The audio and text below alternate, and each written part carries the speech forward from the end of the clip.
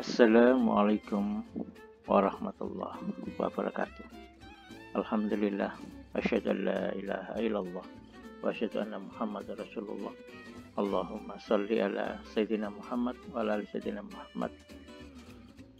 Para pemerhati komputasi Indonesia, hari ini kita melanjutkan pembahasan tentang hal-hal yang berbau komputasi.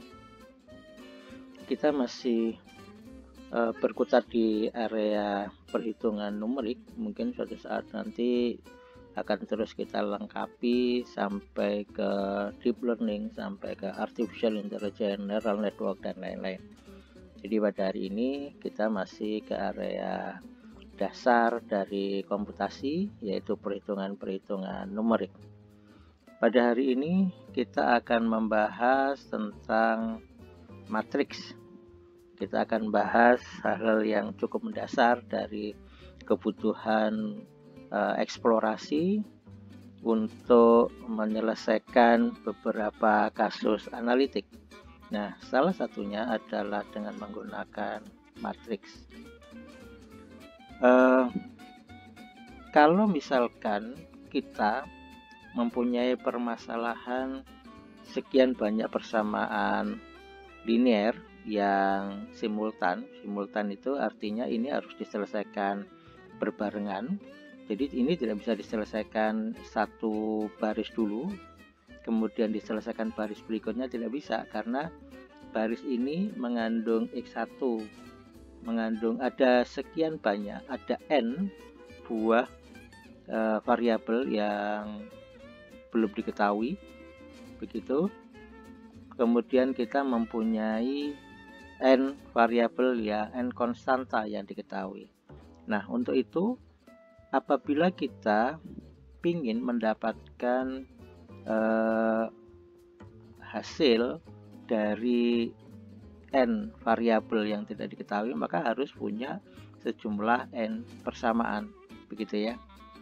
Jadi kita harus punya N persamaan. Nah, apabila kita punya persamaan simultan seperti ini, kenapa ini disebut persamaan simultan? Ya karena memang harus diselesaikan secara serempak gitu. Jadi X1 ini mengikat X1 di sini, Xn di sini mengikat di semua Xn yang ada. Jadi ini adalah persamaan simultan yang diselesaikan secara serentak. Dan untuk menyelesaikan itu, metode yang cukup efisien itu adalah dengan menggunakan matriks. Jadi kalau misalkan persamaan yang ada di kotak ini kita mencoba mau merumuskan dengan menggunakan metode matriks, maka kita menjadikan persamaan ini menjadi 3 buah matriks. Jadi matriks yang pertama yang isinya adalah konstanta saja. Jadi konstantanya ini kita masukkan di dalam matriks pertama.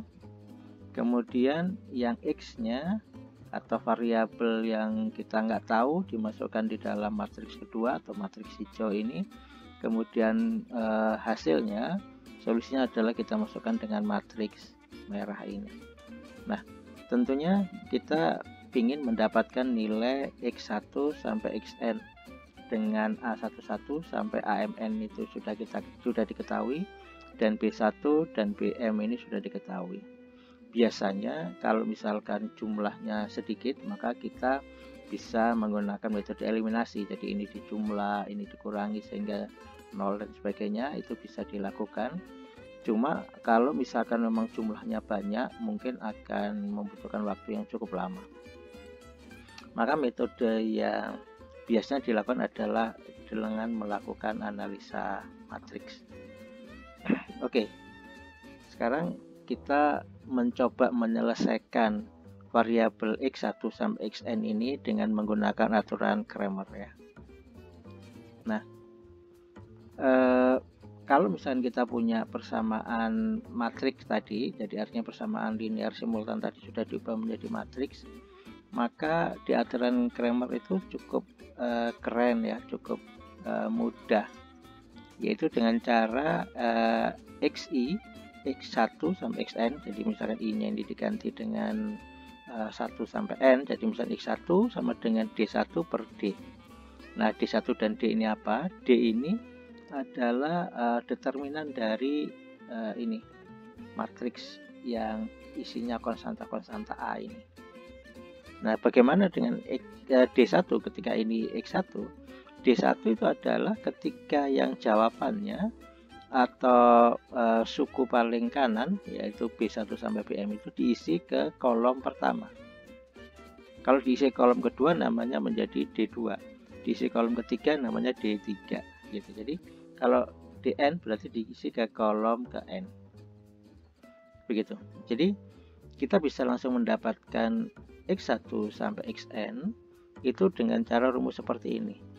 Jadi determinan itu adalah sebuah nilai skalar dari operator matrik ini. Jadi operator matrik ini punya solusi skalar, yaitu punya solusi sebuah nilai, yaitu sebuah nilai D atau determinan. Jadi determinan ini menggambarkan karakteristik dari matrik ini. Jadi matrik ini kalaupun misalkan diubah secara matematik, diubah ditambahkan, dikalikan dan sebagainya, maka nilai determinannya akan tetap. Itulah nilai determinan.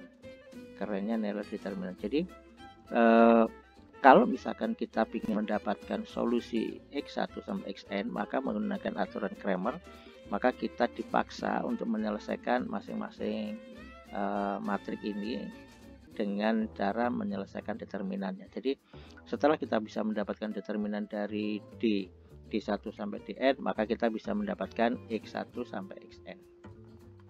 Untuk itu, maka di sini ada kebutuhan untuk mendapatkan nilai determinan. Jadi determinan itu salah satunya adalah kebutuhan kita untuk mendapatkan solusi dari persamaan linear gitu ya, dengan menggunakan aturan Cramer. Oke, kita lanjutkan. Nah, berarti kalau begitu bagaimana caranya mendapatkan determinan matriks n kali n? Nah, kita sekarang memilih dengan metode Sarus. Metode untuk mendapatkan determinan matriks itu banyak ya. Jadi ada yang matriks 2x2, matriks 3x3. Matriks itu atau determinan itu adalah harusnya matriks yang kolom dan barisnya sama, n dengan n, nggak boleh n dengan m gitu ya. Jadi ini adalah determinan ini pada posisi untuk kita ingin menyelesaikan sebagaimana dicontohkan dengan aturan Cramer ini. Begitu. Oke, kita menggunakan metode Sarus. Agak cukup aneh gitu ya. Beberapa orang mengatakan metode Sarus itu hanya bisa mudah diselesaikan untuk 2x2 dan 3x3. 4x4 pun istilahnya susah atau mendapatkan perumusan yang cukup rumit. Ayo kita analisa lebih jauh. Ini aturan Cramer. Jadi kalau misalkan kita menggunakan simbol yang kita pakai sebelumnya, yaitu bahwa D itu adalah konstanta A11 sampai AMN begitu. Nah, sementara determinan itu di mana M harus sama dengan N.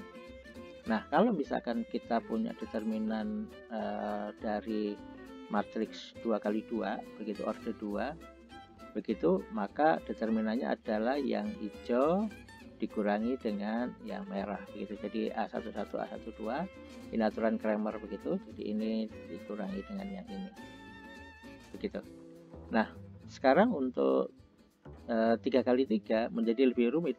Jadi perkaliannya tidak hanya 1, jadi perkaliannya sekarang 3x3 adalah bahwa ini diagonal ini, jadi perkalian elemen A11, A12, A22, A33 begitu seterusnya di elemen ini ditambah begitu, dan kemudian dikurangi dengan elemen yang diagonalnya kebalikan gitu ya. Jadi yang garis biru dikurangi dengan garis hijau. Jadi yang garis hijau ini kita istilahkan dengan suku negatif, yang garis biru ini kita istilahkan dengan suku positif. Nah, jadi di sini Jadi kalau misalkan kita mendeterminankan 3 kali 3, maka rumusnya menjadi seperti ini.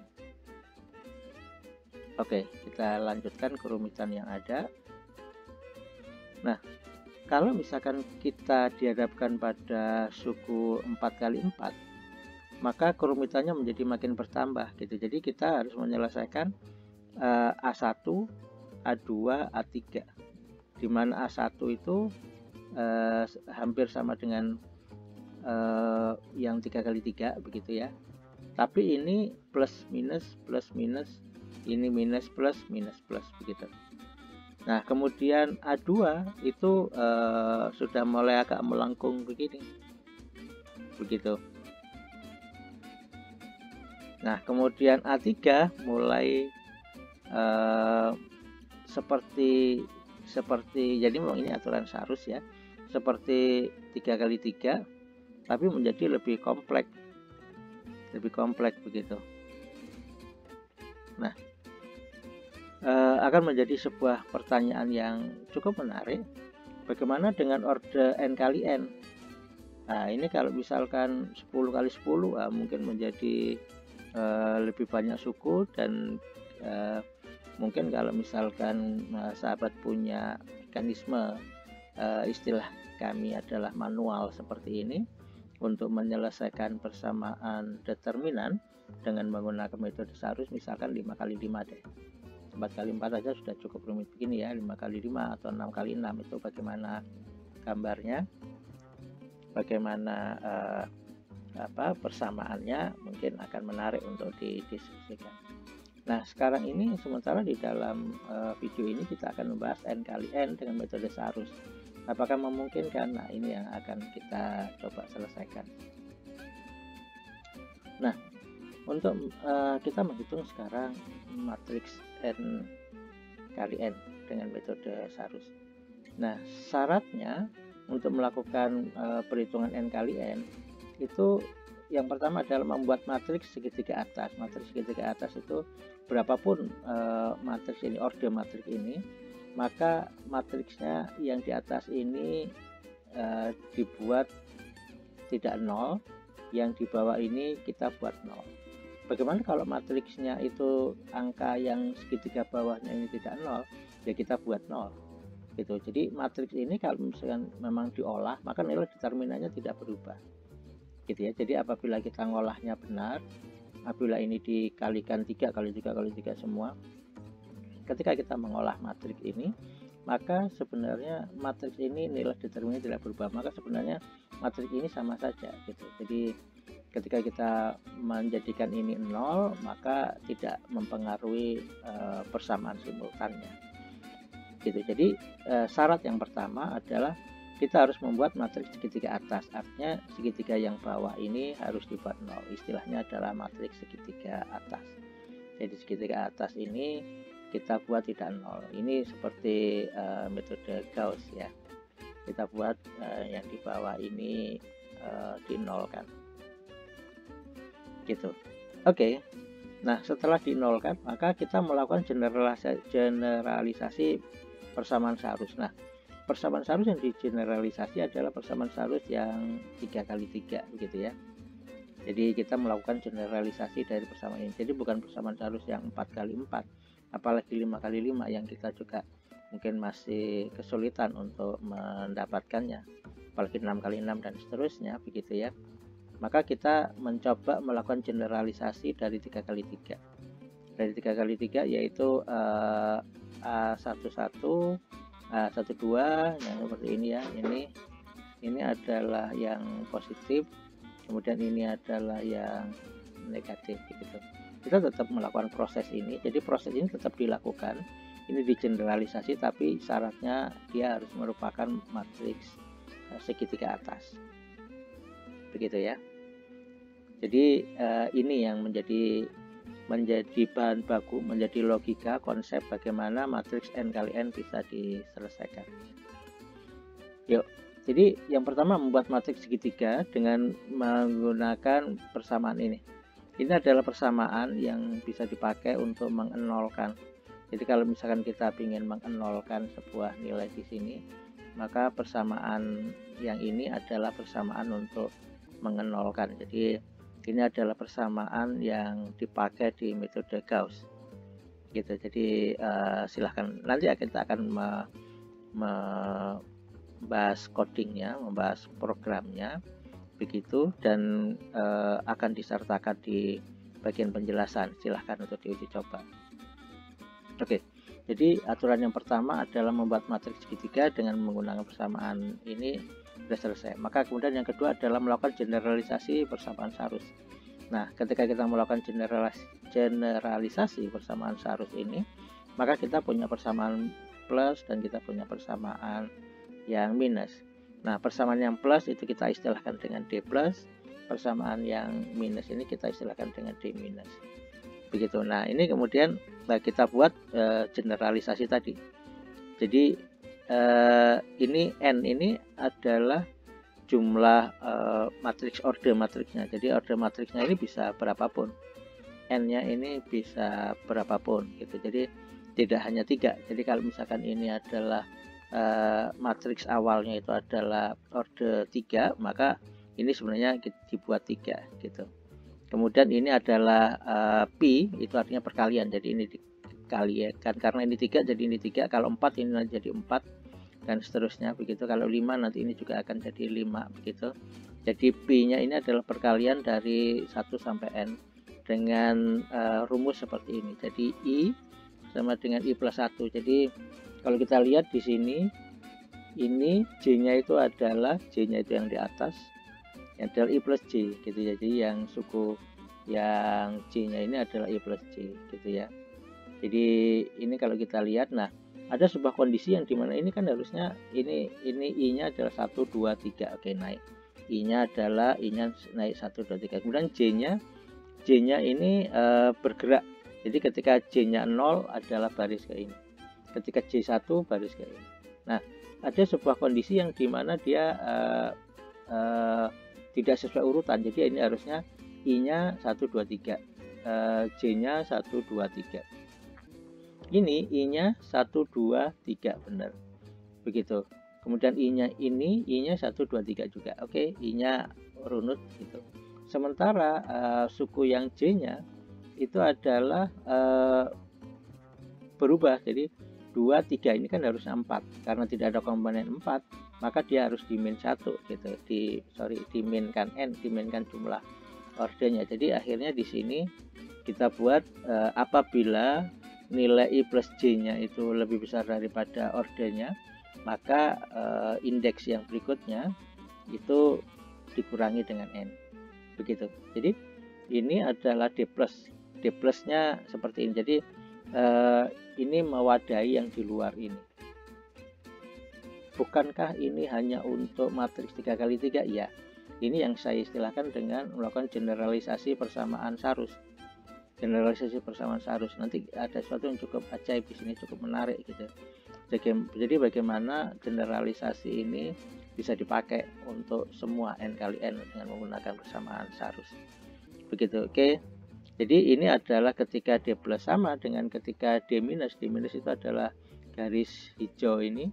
Ketika garis hijau ini kita analisa, maka persamaannya adalah ini. D plus adalah perkalian, ini kan juga perkalian sama dengan ini, perkalian. Begitu dengan kondisi seperti ini. Nah, silahkan nanti dicermati ini. Gitu. Dan ini juga ada syarat batas. Jadi ada syarat batas yang ada di luar ini. Begitu. Nah, ini menjadi bahan baku kita. Jadi bahan baku kita kan ada dua mekanisme untuk mendapatkan matriks n kali n. Jadi yang pertama adalah membuat matriks segitiga atas. Ini adalah persamaannya. Yang kedua adalah melakukan generalisasi persamaan Sarus order 3. Jadi ini adalah generalisasi. Jadi kita punya 3 kotak ini yang menjadi bahan baku untuk mencari matriks n kali n. Begitu ya. Nah, kita sekarang sudah mulai membuat codingnya. Yang pertama adalah kita membersihkan memori layar, itu hal yang standar harus kita lakukan.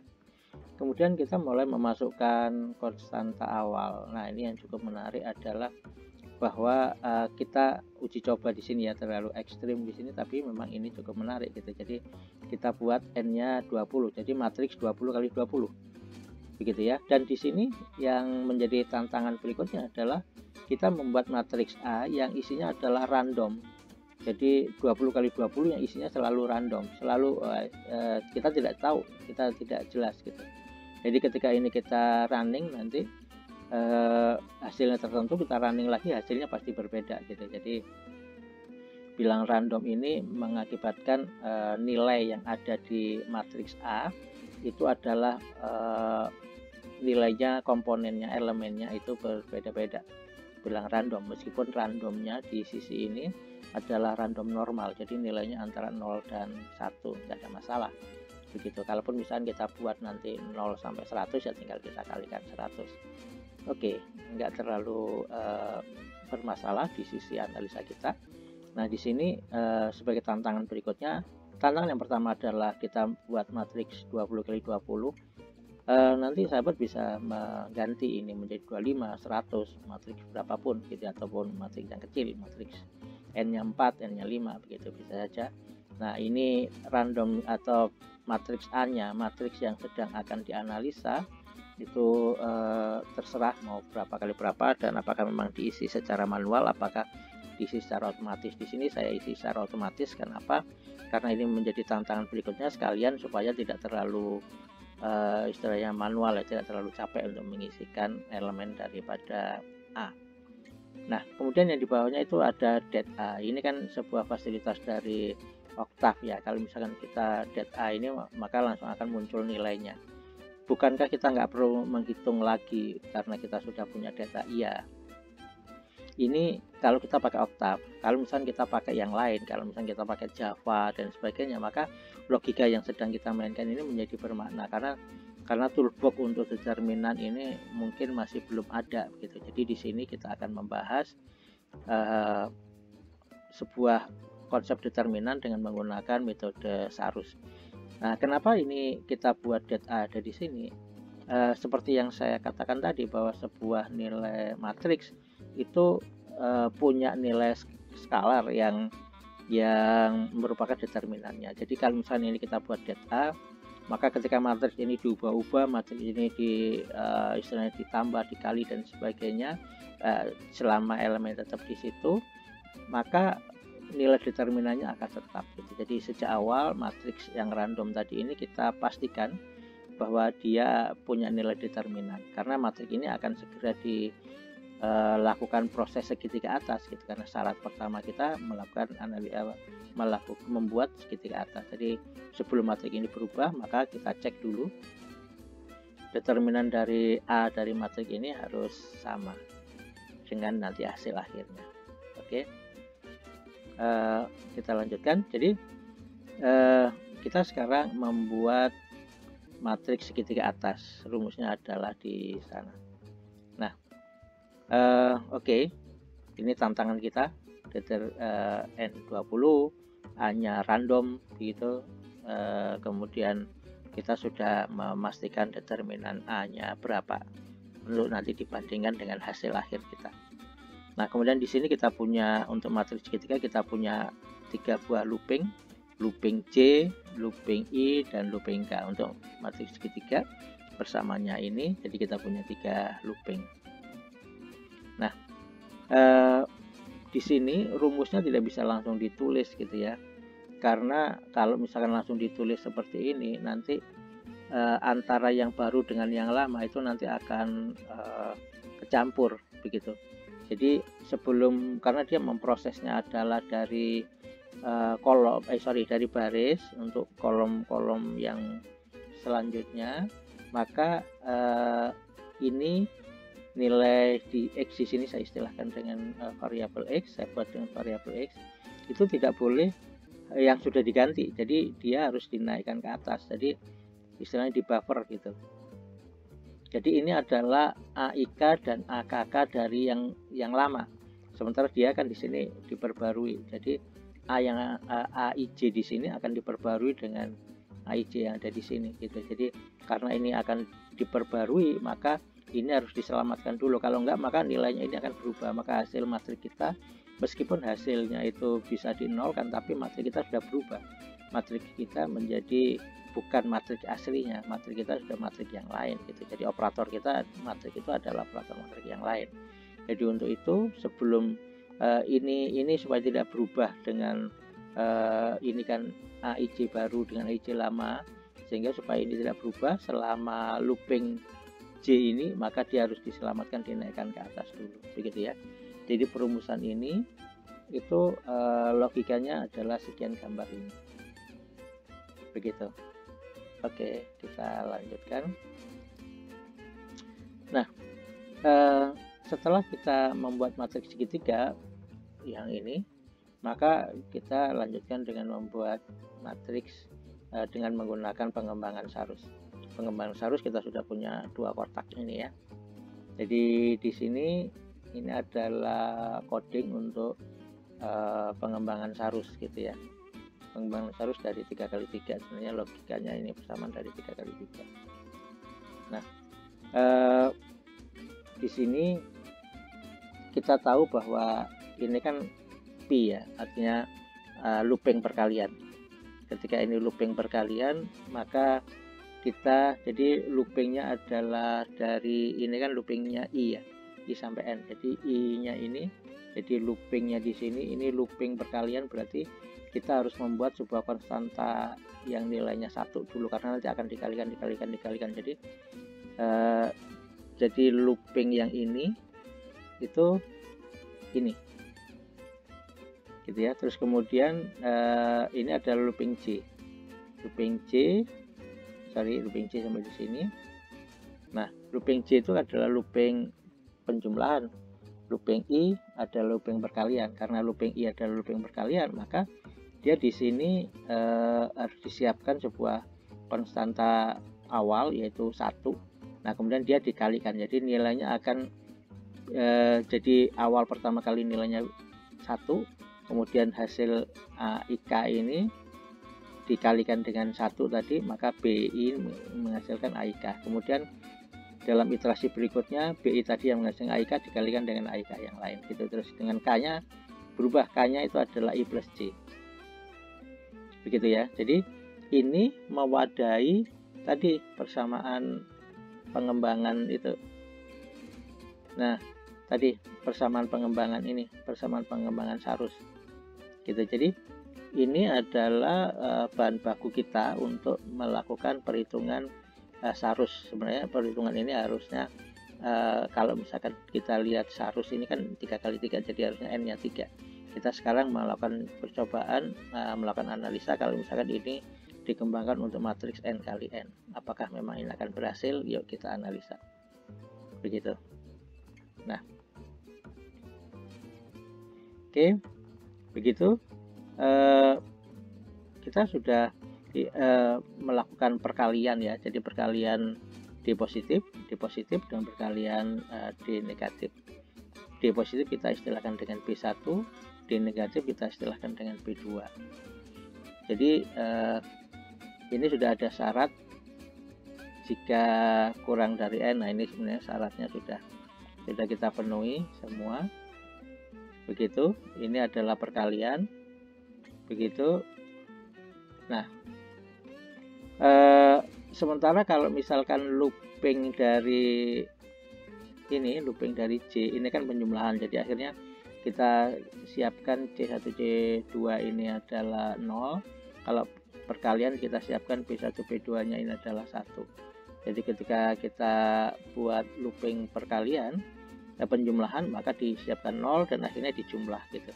Jadi B1 yang tadi hasil perkalian itu akan kita jumlahkan. Jadi ketika dijumlah sebagainya, maka kemudian di akhirnya itu adalah C1 min C2. Jadi C1 ini melakukan penjumlahan ini ya, sigma ini penjumlahan dari D plus, kemudian C2 ini adalah D minus, begitu. Jadi ini adalah sudah mewadahi bagaimana persamaan Sarus yang dikembangkan dari 3x3 ke n kali n. Ini yang hasil ketika kita running 20. Nah, kita lihat tadi jawabannya adalah determinannya. Jadi tadi kan kita sudah membuat di sini n-nya 20, a-nya adalah sebuah bilangan random. Kemudian kita coba get a, kita ingin memunculkan bahwa a yang dikawal dari bilangan random tadi elemennya, maka determinan a-nya berapa. Nah, ini ketika didapat determinan a-nya seperti ini. Nah, ketika diproses secara segitiga 0, maka kita lihat ini dia di bawah ini kan panjang sana ya 20 ya, jadi ini masih 9 gitu. Jadi dia sudah kelihatan bahwa ini sudah dinolkan gitu. Nah, ini sebenarnya adalah kelanjutan, jadi 10 sampai 18 begitu. Nah, ini jadi ini sampai kolom ke-20, tadi kan kita buat sampai 20 begitu. Nah, ini kelanjutan di sini tadi. Nah, kita lihat D-nya adalah minus 0,085520. Kita lihat di atas. Nah, sama dengan hasil yang kalau misalnya kita menghitung D-nya adalah minus 0,085520. Jadi kita sudah sukses sekarang menghitung bahwa determinan yang ada di sini, D di sini, itu sama dengan D yang ada di sini. Jadi ketika matriks A ini telah berhasil kita cari determinannya dengan menggunakan metode Sarus, dengan melakukan pengembangan metode Sarus 3x3. Nah, ini cukup menarik.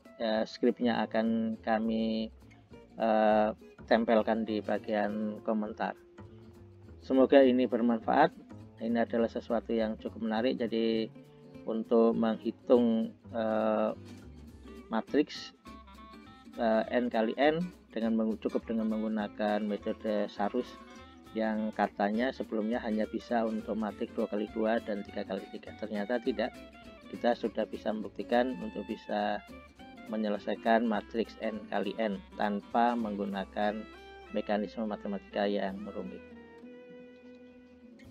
Terima kasih, semoga bermanfaat pada hari ini ilmunya. Wassalamualaikum warahmatullahi wabarakatuh.